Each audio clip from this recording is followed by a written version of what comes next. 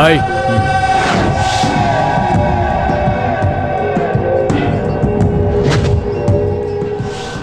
हमके यह मर ले रहा भाई।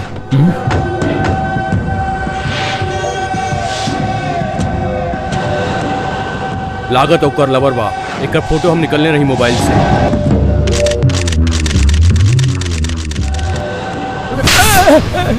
कौन है बताओ। अरे ई कौन है हमके भी पता नहीं के। हमारी बहन के साथ कौन घूमेला हमके आज पता चला।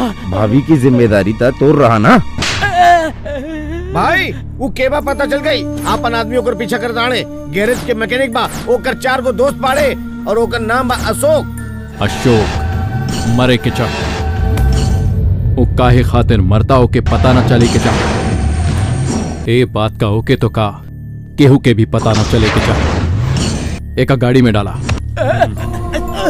इतना सारा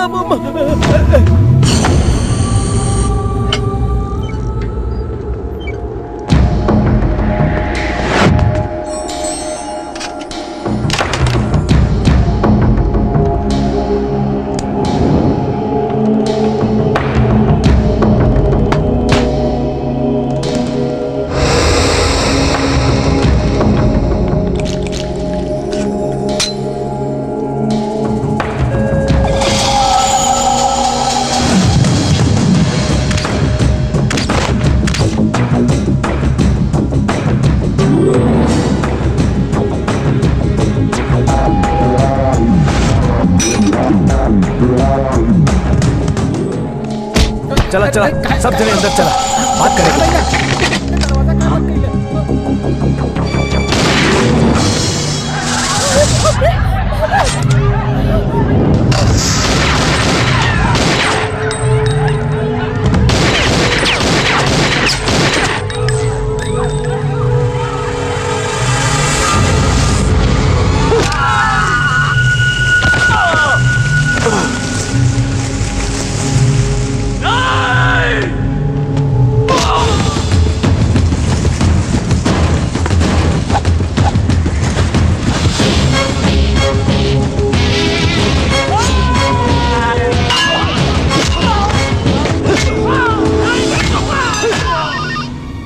हेलो। पांडे का बहुत मारा था भाई।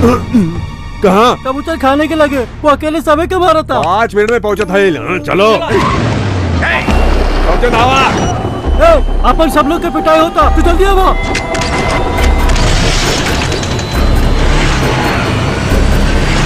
के आदमी के मारत बा। क्या कहले?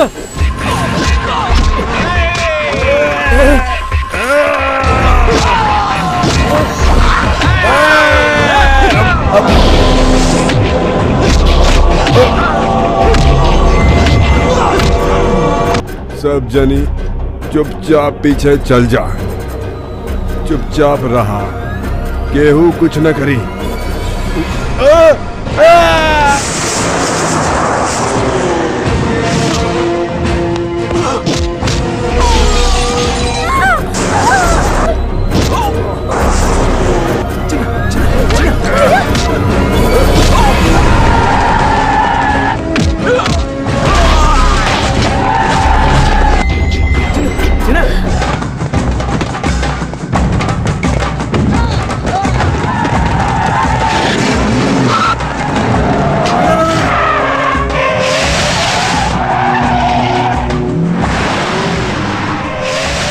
ज्यादा दर्द ना होता।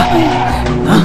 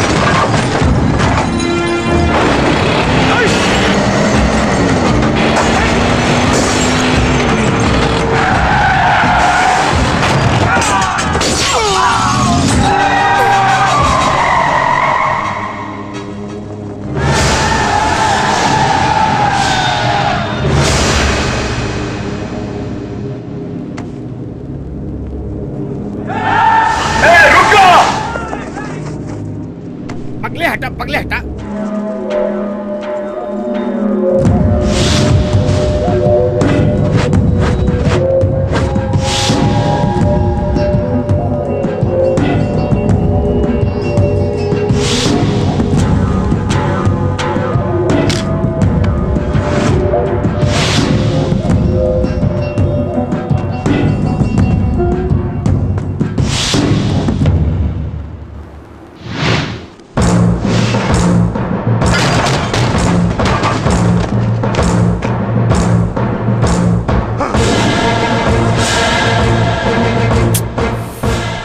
अब ते बहुत बड़ गलती कर दी ले। वो बम डाल के इतना लोगन से बच न पाई बे। बम जेकरा पर गिरी ओकरे साथ सिर्फ 4 लोग मरिया। ए जे बची वो एक टुकड़ा टुकड़ा कर दी, समझला? डाल, हम देखत बानी कैसे बचबे ते।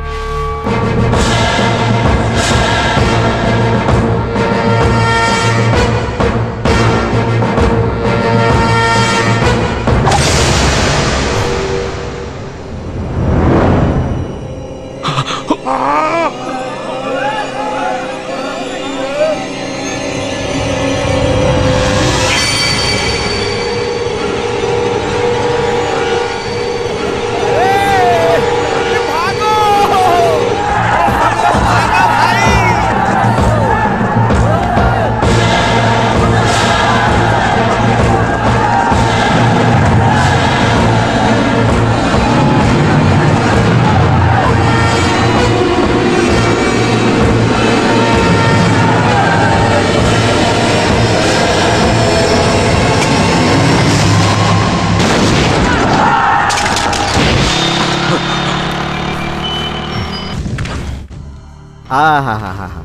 अरे वाह वाह वाह, ई मरल लोग के देखे में कितना अच्छा लगा था हमके।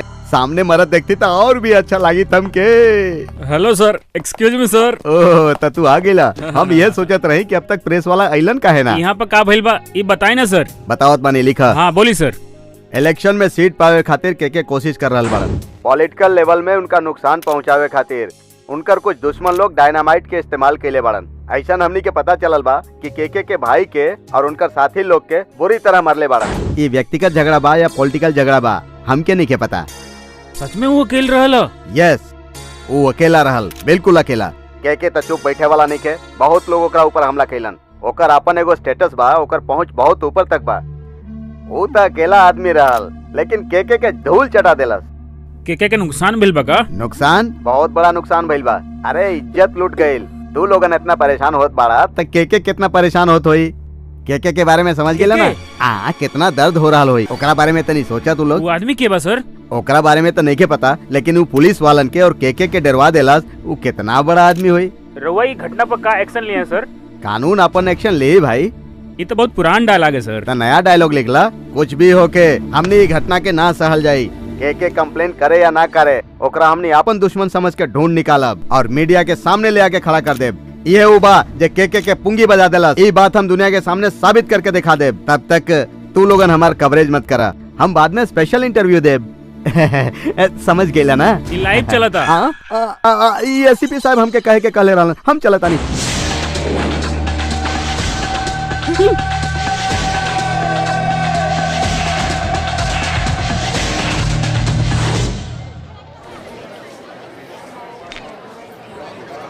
अशोक, ए तू यहाँ बात चीना के लगे के बा? चीना के पास अपन लोग बाड़न। तू ए तरह पब्लिक में मत घूमा। पूरा शहर ए बात के चर्चा कर रहल बा। मरलस ई तो पता बा, लेकिन के मरलस ई ना पता बा। अब के काकरी समझ में नहीं आवत। संभर के रहा। आइसक्रीम खेबा का? आवा। हाँ? मैंगो वाला बा का? हाँ बा।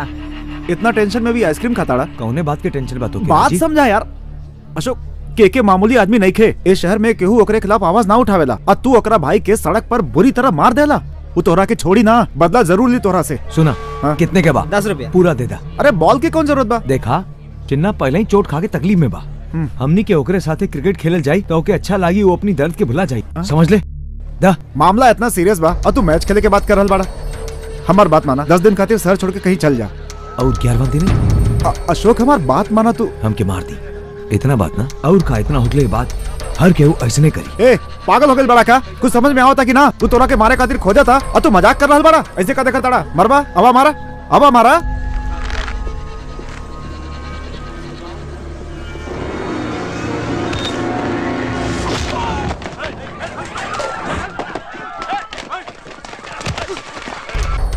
हाँ आपका ये लेके चिन्ना के लगे जा।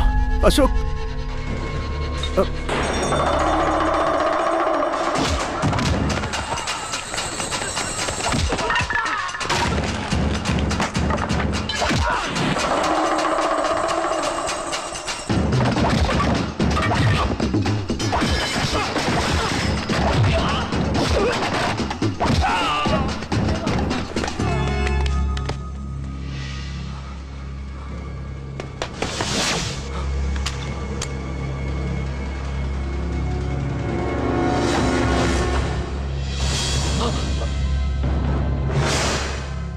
कहाँ बाबू?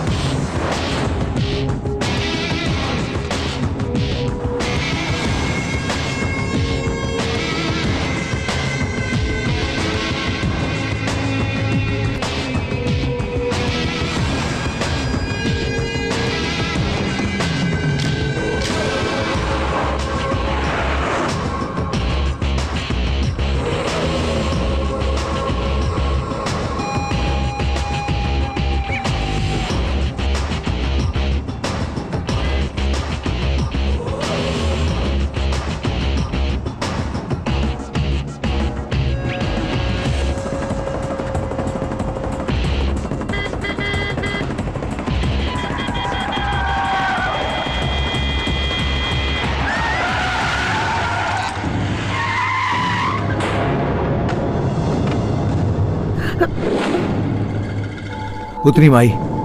माई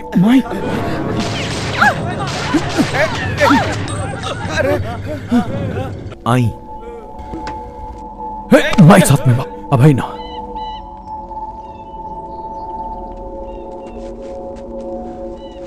बैठी माई, बैठी बैठी, कौनो बात नहीं के।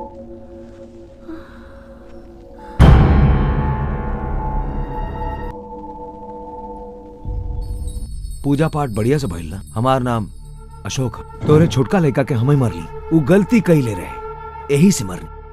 उहे बात खत्म कइले के बजाय फिर गुंडन के लेके आई, यही से दोबारा मरली। इतना लोग के मारे के बाद भी आपके बड़ लड़का बार बार गुंडा लेके आवता, मतलब दिमाग नाम की चीज नहीं का एकरा में। तू एकरा के काहे ना समझावत बाड़ू? तू बहुत बड़ गलती कइले बाड़। हमके पता बा, हम अच्छी तरह से जाना तानी। तो के पलट के आज तक केहू जवाब नहीं खे दिले। तो हर बड़ लड़का के नाम से सारा शहर कापेला। हमरे बारे में आपके पूरा जानकारी नहीं खे। ये शोक बोले तो ओल्ड सिटी में सबके पता ना हुई, लेकिन ये शोक के हाथ से जे मार खाला वो 10 जन्म ले ना भुला पाले। देखी माई, झगड़ा मार पीट केहू से भी ना डराइल हमरे खून में बा माई। हमके जगावा मत माई, ये झगड़ा इवे खत्म कर दी। तू हमके मारल चाहताड़ू तो उनसे कहा कि मरे खातिर भी तैयार रहा। जौने का हम तैयार बानी तो हर लइका तैयार बानी। तो ओकरा से कहा हमरे सामने आवे। देखी माई, हमार पापा हमके सहन ना कर पाइने और घर से बेदखल कर दीने। अपनी लइकन से कहा कि हमसे पंगा मत ला, पछताई।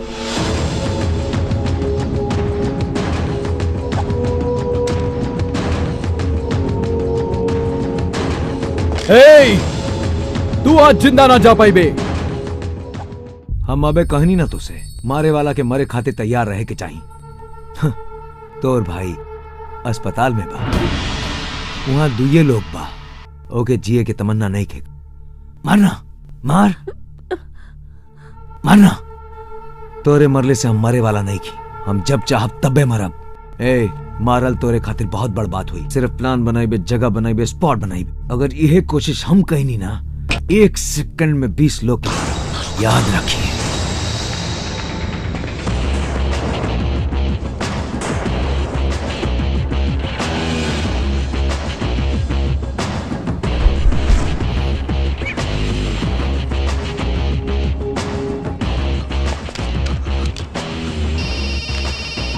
ए छुटका कहाँ बा? यहाँ अस्पताल में बा। तोरे नजर के सामने बाका पूरा अस्पताल अपने कंट्रोल में बा भाई। अशोक काहे कहत रहा? अरे भाई वो बेवकूफ बना के गई।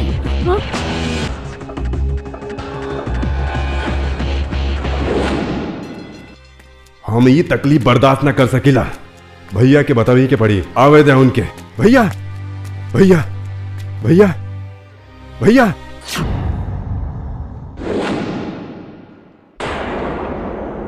बड़े भैया राउर कहाँ चले गए रे? काल इतना बड़ा झगड़ा होने के बावजूद राउर आपन सर उठा के कैसे घूमत बानी? हम मुंह दिखवले के काबिल नहीं खे। पहले हेलमेट पहन के घूमतानी, कहीं पर भी जा सब जाने पूछा था नहीं के तोरे भाई के नचौलस। भैया तो से कोई ना पूछत का? इलेक्शन में वोट तोके कैसे मिली? ओ कर कुछ करे की पड़ी। अगर छोड़ दिया वो कबो न कबो 20 सड़क पर रोक के तोके धमकी दी। ओ कर कुछ करे के पड़ी।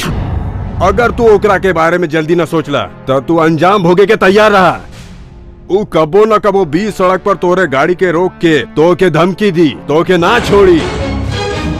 अगर माई तोरे साथ रही तो तोरे साथ साथ माई के भी धमकी दे। और दिन का इंतजार कर बड़ा का। ओके जल्दी से जवाब दो मोर भैया, जवाब दो, जवाब दो। हाँ, बोला बोला जल्दी बोला, क्या करेगा होकर? जल्दी बोला भैया।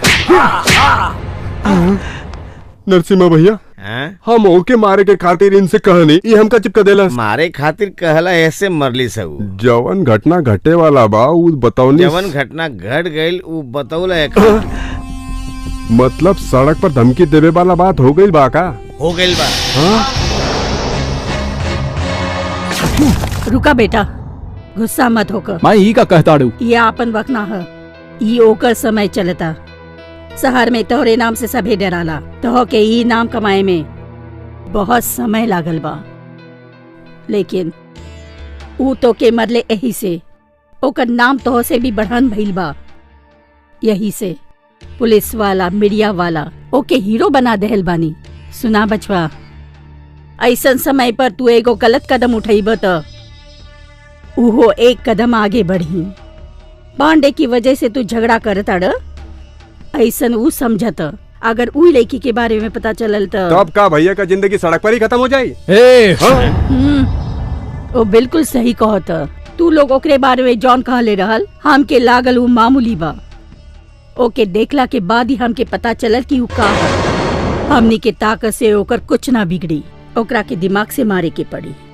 हम बताइब हमनी के का करे के बा।